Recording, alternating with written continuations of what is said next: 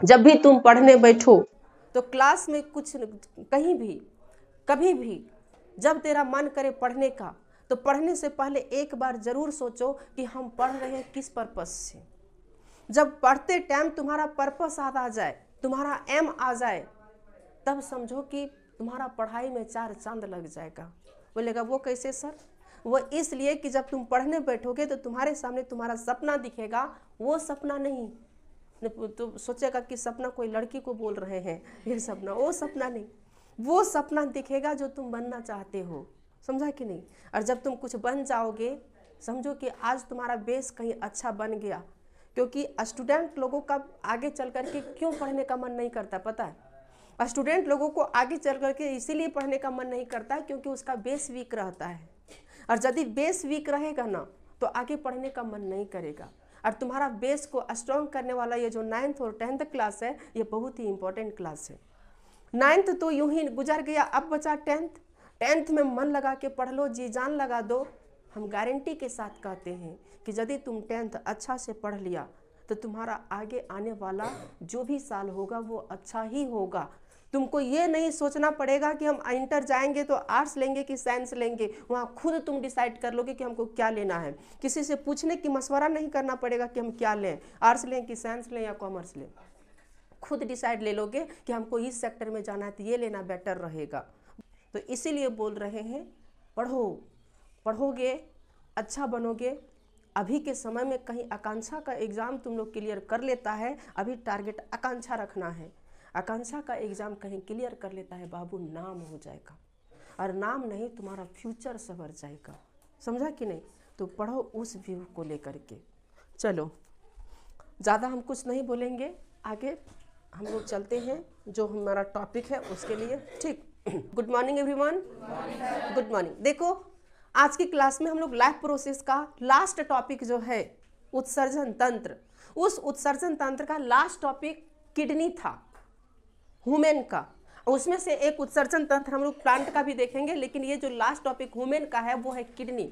और किडनी को हम लोग पिछला क्लास में ऑलरेडी कवर कर चुके हैं, उसको पढ़ चुके हैं, पढ़े हैं ना। आज की क्लास में जो हम लोग पढ़ेंगे वो किडनी जो होते हैं, इस किडनी के अंदर में नेफ्रॉन होता है। किडनी के अंदर में क्या होता है? नेफ्रॉन। तो ये जो किडनी के अंदर नेफ्रॉन होता है, इसी नेफ्रॉन के बारे में आज की क्लास में हम लोग क्या करेंगे? पढ़ेंगे और उसके बारे में थोड़ा समझेंगे कि आखिर में तुम लोग देख सकता है कि इतना बड़ा हम नेफ्रॉन बनाए, क्या सच में इतना बड़ा नेफ्रॉन होता है? नहीं, बहुत छोटा होता है। और ये जो नेफ्रॉन होता है ना, ये नेफ्रॉन लाखों की संख्या में हमारा किडनी में होता है। कहाँ होता है? किडनी में। इसलिए किडनी का यूनिट भी होता है नेफ्रॉन। किडनी का यूनिट भी क्या होता है? नेफ्रॉन। कहीं पूछ दे कोई किडनी का यूनिट क्या होता है तो क्या होता है? नेफ्रॉन। और उसी नेफ्रॉन को हम लोग क्या करेंगे? पढ़ेंगे। हम लोग अभी तक जान रहे हैं कि हमारे शरीर में जो ब्लड को छानने का काम करता है, वो ब्लड को छानने का काम किडनी करता है। गलत बात है।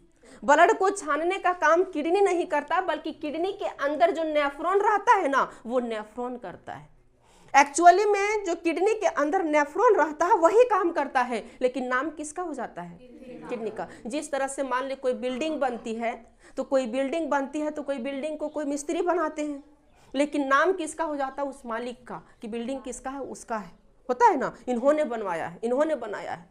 लेकिन बनाने के लिए पीछे जो है सो कितने मजदूर अपना वहाँ हाथ खपाए हैं, कितने मजदूर अपना टाइम दिए हैं और वहाँ पर धूप में मेहनत किए हैं, तब जाकर के एक आलीशान बिल्डिंग बनता है, लेकिन नाम किसका हो जाता है? मालिक का। उसी तरह से यहाँ होता है, बेचारा सब काम कर रहा है ये नेफ्रॉन, सब काम कौन करता है? नेफ्रॉन, लेकिन नाम किसका हो जा रहा है? किडनी का। समझा कि नहीं? और बोलता है किडनी फेल हो गया। किडनी नहीं फेल होता, फेल एक्चुअली में नेफ्रॉन होता है। एक्चुअली में नेफ्रॉन काम करना बंद कर देता है, और जब ये काम करना बंद कर देता है तो बदनाम बेचारा भी यह होता है कि किडनी फेल हो गया, किडनी काम नहीं कर रहा है। तो यदि ये वाहवाही लूट रहा है तो बदनाम भी लूटने का अधिकार किसके पास होना चाहिए? किडनी के पास होना चाहिए। इसलिए किडनी फेल भी होता है तो इसी को बदनाम किया जाता है कि किडनी फेल हो गया, ये काम करना बंद कर देता है तो, और ये अच्छा काम करता है, बोलता है वो किडनी काम कर रहा है। चलो देखो, यहाँ जो फिगर बना हुआ है वो नेफ्रॉन का है। एक एक करके हम तुम लोग को समझाते हैं कि यहाँ पर जो फिगर बना हुआ है, इसको जब देख रहा होगा तो यहाँ पर एक वलय की तरह है, ये इसका नाम है बोमेन संपुट। इंग्लिश में इसको बोमेन्स कैप्सूल बोलते हैं। कौन कैप्सूल? एक कैप्सूल खाने वाला होता है, वो नहीं सोच लेना कि खाने वाला कैप्सूल है, वो नहीं है। इसको बोला जाता है बोमेन्स संपुट। इसके अंदर का जो भाग है, ये जो भाग दिख रहा है, इसको बोला जाता है ग्लामेरुलस इंग्लिश में। हिंदी में इसको कहते हैं कोशिका गुच्छ। कोशिका गुच्छ ये बिल्कुल लड़कियों की बाल की तरह पूरा खरबा, जैसे कि जब झाड़ती है ना, तो झाड़ने के बाद कंघी उंघी में जो फंस जाता है ना, उसी तरह से रहता है यहाँ पर कोशिका गुच्छ, जिसको हम लोग कहते हैं, जस्ट उसी प्रकार का। आगे यदि जाओगे तो यहाँ पर पीसीटी मिलता है, जिसका फुल फॉर्म होता है proximal convoluted tubules. Proximal convoluted tubules. आगे फिर हम बढ़ते हैं तो वहां पर हम लोग को मिलता है नेफ्रॉन लूप, जिसको हिंदी में कहते हैं वृक्काणु का नलिकाकार भाग। यह नली के आकार का भाग होता है, इसलिए इसको नलिकाकार भाग कहते हैं। फिर आगे जब बढ़ेंगे तो मिलता है डीसीटी, जिसको कहते हैं डिस्टल कॉन्वुलेटेड ट्यूबुल्स। ये तुम्हारे ये और ये जो हम लिखाए हैं, ये दोनों तुम्हारे सिलेबस में है नहीं, हम एक्स्ट्रा यहाँ पर लिखाए, समझा कि नहीं। आगे जब जाते हैं तो यहाँ पर नली मिलता है, नली जिसको हम लोग कहते हैं मूत्रवाहिनी नली। और ये जो नली है, ये नली सब जाकर के किससे जुड़ा रहता है? तो ये सब नली जाकर के जुड़ा रहता है किससे? इसका नाम तो पता चल गया होगा, क्या कहते हैं इसको? मूत्राशय। इंग्लिश में इसको कौन ब्लाडर कहते हैं? Urinary bladder. और यहाँ जो है मूत्राशय से सब जो है सो जुड़ा रहता है। देखो होता क्या है, किस तरह से ये फंक्शन करता है, समझना वो है इंपॉर्टेंट बात। वो है क्या कि जब ब्लड सिरा के द्वारा किस में आता है? फेफड़ा में। किसके द्वारा आता है? सिरा के द्वारा, सिरा के द्वारा, वेन के द्वारा गंदा ब्लड आता है। और फेफड़ा में जब ये ब्लड आता है तो फेफड़ा में आने के बाद होता क्या है, फेफड़ा में किस तरह काम होता है? तो फेफड़ा में जब ये आ जाता है तो सबसे पहले ये ब्लड जाता है किस में? ग्लामेरुलस में। किस में जाएगा? ग्लामेरुलस में। जब ग्लामेरुलस में जाता है तो उस ब्लड में रहता क्या है? तो उस ब्लड में यदि ग्लूकोज है, कौन सा कोज? ग्लूकोज। ग्लूकोज को हिंदी में भी ग्लूकोज कहते हैं, जानता होगा। ग्लूकोज को हिंदी में भी क्या कहते हैं? ग्लूकोज। ग्लूकोज रहता है। अमीनो एसिड को हिंदी में अमीनो अम्ल कहते हैं, इसीलिए इसका हिंदी नहीं लिखे। सॉल्ट को लवण कहते हैं, वाटर को तो जानबे करते हैं, बच्चे से हम लोग पढ़ते आ रहे हैं। हिंदी में क्या कहते हैं? पानी या जल बोलते हैं। पानी उर्दू है, हिंदी में जल, ठीक। तो ग्लूकोज, अमीनो अम्ल, सॉल्ट और वाटर, इन सभी चीजों का क्या किया जाता है? यहाँ पर अवशोषण कर लेता है। इसका क्या कर लेगा? अवशोषण। और अवशोषण को इंग्लिश में कहते हैं एब्जॉर्प्शन। कौन सा? एब्जॉर्प्शन। तो ग्लूकोज, अमीनो अम्ल, लवण और वाटर, ये जितना चीज आया उस ब्लड के साथ, जो अच्छा चीज आता है, उस अच्छा चीज को ये एब्जॉर्ब कर लेता है, ये खींच लेता है यहाँ से। और खींचने के बाद इसको जो बच गया कचरा पदार्थ, इसको इस नली के द्वारा भेज देता आगे। आगे जब जाता है तो ये पीसीटी में आता है। पीसीटी भी देखता है कि हमको कुछ मिल जाए, हमको कुछ मिल जाए। तो पीसीटी बेचारा कुछ नहीं मिलता है। तो जिस तरह से हमारे शरीर में पाचन तंत्र में हम तुम लोग को बताए थे कि पानी का अवशोषण कौन करता था? बढ़िया करता था ना। उसी तरह से बेचारा पीसीटी सिर्फ और सिर्फ जल का अवशोषण करता है, वाटर का। वाटर को खींचेगा, जो थोड़ा मोड़ा बच गया यहाँ पर अच्छा वाला, उस अच्छा वाला वाटर को क्या कर लेगा? ये खींच लेगा और अपने पास रख लेगा। और अपने पास नहीं रखता है, फिर से इसको यहाँ से भेज देता है कहाँ पर? ग्लामेरुलस में। फिर से कहाँ भेजेगा? ग्लामेरुलस में। फिर यहाँ से जब ये गंदगी जो है सो पानी के रूप में बाहर निकलता है, आगे बढ़ता, आगे बढ़ने के बाद आगे मिलता है नेफ्रॉन लूप। क्या कहते हैं उसको? Nephron loop. अब नेफ्रॉन लूप में क्या होती है कि यहाँ जो चीज का अवशोषण हुआ, यदि कुछ भी बच गया, तैनको सन बच गया, बुझा कि नहीं, थोड़को सन बच गया, तो उस थोड़ा सा भी उसको क्या कर लेगा? यहाँ पर खींच लेगा। कौन? तो ये खींचेगा वृक्काणु का नलिकाकार भाग।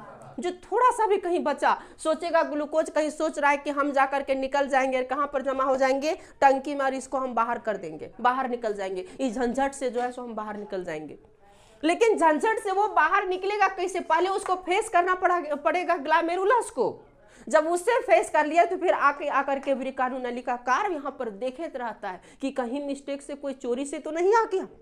और यदि कोई मिस्टेक से चोरी से आ गया तो उसको फिर से वो अवशोषित कर लेगा, जो भी थोड़ा मोड़ा बचा अवशोषित करके वो फिर किसके पास भेज देगा? ग्लामेरुलस के पास। किसके पास भेज देगा? ग्लोमेरुलस के पास। अब फिर जो वाटर बचा वो वाटर जो है सो डीसीटी होते हुए किसमें चला जाएगा? मूत्रवाहिनी नलिका में। इस वाटर में जो है, ये वाटर एक तरह का वाटर नहीं होता है, इसको इस वाटर का नाम हम लोग मूत्र दे देते हैं, या इसी को बोला जाता है यूरिन। इंग्लिश में क्या बोला जाता है? यूरिन, और हिंदी में इसको मूत्र बोला जाता है। तो समझो वाटर का भी कितना नाम है, पानी का। यदि हम पूजा में चढ़ाते हैं तो उसको जल बोलते हैं, यदि हम पीते हैं तो उसको पानी बोलते हैं, और यदि हम उसको वेस्ट मटेरियल के रूप में बाहर निकालते हैं तो उसको मूत्र बोलते हैं। ये वाटर का अलग अलग नाम है। और यदि वही कोई हॉस्पिटल में चले जाए तो बोलेगा वाटर बोलते हैं वहाँ पर। हॉस्पिटल में लोग पानी जल्दी से नहीं बोलता, water, give me water, give me water. समझा कि नहीं? तो वाटर का भी अलग अलग नाम है एक ही चीज, लेकिन उसका काम पर उसका नाम दिया गया है। यदि वो अच्छा काम करता है, किसी पूजा में उसको चढ़ाया जाता है तो उसको प्यार से लोग बोलते हैं यहाँ जल ढारो, बोलता है कि नहीं? और यदि उसको पीते हैं तो बोलते पानी लाओ, पिएंगे, जान जा रहा है मेरा। और यदि वही गंदा हो गया बेचारा तो उसको हम लोग बोलते हैं मूत्र। उसको क्या बोल देते हैं? मूत्र या यूरिन। और वही हॉस्पिटल में जब वो कोई नर्स, चाहे कोई कंप्यूटर, चाहे कोई डॉक्टर है तो वो बोलता है वाटर, डिस्टिल वाटर बोलता है ना। समझो इसका काम। अब देखो यहाँ से जब आगे बढ़ता है तो आगे बढ़ने के बाद ये इस नली में चली जाती है। इस नली को बोला जाता है मूत्रवाहिनी नली। ये मूत्रवाहिनी नली वही है जो हम इस तरह से बनाए थे ना तुम लोग का, इस तरह से जब ग्लोमेरुलस और यहाँ पर दो नली इस तरह से ले गए थे ना, वही मूत्रवाहिनी नली है। ये मूत्रवाहिनी नली में आने के बाद जितना भी मूत्र था सारा मूत्र किस में चला जाएगा? मूत्राशय में। सारा यूरिन किस में चला जाएगा? मूत्राशय में। और ये जब इसको क्या कहते हैं? Urinary bladder. और यूरिनरी ब्लैडर में जाने के बाद जब ये भर जाता है, जब ये टंकी भर जाएगी तो हम लोग को लगता है 1 नंबर। और 1 नंबर जब लगता है तो इसी वाटर को हम लोग क्या कर देते हैं? बाहर कर देते हैं, करते हैं ना। तो इस तरह से जो है सो हमारे नेफ्रॉन काम करता है। सबसे पहले ब्लड आएगा किडनी में। किडनी में आने के बाद उस ब्लड में जो भी अच्छे अच्छे चीज़ हैं, उस अच्छे अच्छे चीज़ को ग्लोमेरुलस में उसको छान लिया जाता है। ग्लोमेरुलस में छानने के बाद आगे बढ़ता है तो पीसीटी में जल छान लिया जाता है, वाटर। फिर आगे बढ़ता है तो जो ये नेफ्रॉन लूप रहता है उसमें से जो भी थोड़ा मोड़ा बच गया वहाँ पर इसको छान लिया जाता है। और यहाँ से जब ये आगे बढ़ता है डीसीटी होते हुए जाता है बेचारा मूत्रवाहिनी नलिका में, और मूत्रवाहिनी नलिका में जाने के बाद ये यूरिनरी ब्लैडर में चला जाता है। यूरिनरी ब्लैडर में जाकर के ये टंकी जब भर जाती है तो भरने के बाद हम लोग को फील होता है कि हमको लगा है क्या चीज़? 1 नंबर। और फिर हम लोग उसको बाहर कर देते हैं। ये प्रोसेस होता है। और जब ब्लड से पूरी तरह से सब कुछ छाना जाता है, प्योर ब्लड जब मिल जाता है तो जैसे ब्लड को मिल गया ग्लूकोज, ब्लड को मिल गया वाटर, ब्लड को मिल गया सॉल्ट, ये सब जब मिल जाता है तो यही शुद्ध होकर के ये ब्लड को धमनी ले जाता है। कहाँ तक? पूरे शरीर में। कौन ले जाएगा? धमनी, जो हम लोग पढ़े हैं पिछला क्लास में। समझा कि नहीं? तो ये था नेफ्रॉन। ये क्या था? नेफ्रॉन। अब हम लोग पढ़ेंगे कि आखिर में प्लांट में भी उत्सर्जन होता है क्या? प्लांट जो होते हैं, पेड़ पौधे जो होते हैं, वो भी अपने शरीर से गंदा पदार्थ निकालते हैं क्या? और यदि गंदा पदार्थ निकालते हैं तो उसके शरीर का कौन सा भाग जो है सो गंदा होता है? किसको हम लोग कहेंगे? उसके शरीर का लैट्रिन किसको कहेंगे? उसके शरीर का यूरिन किसको कहेंगे? उसी को हम लोग क्या करेंगे? पढ़ेंगे। ये वाला सबको लिख लो।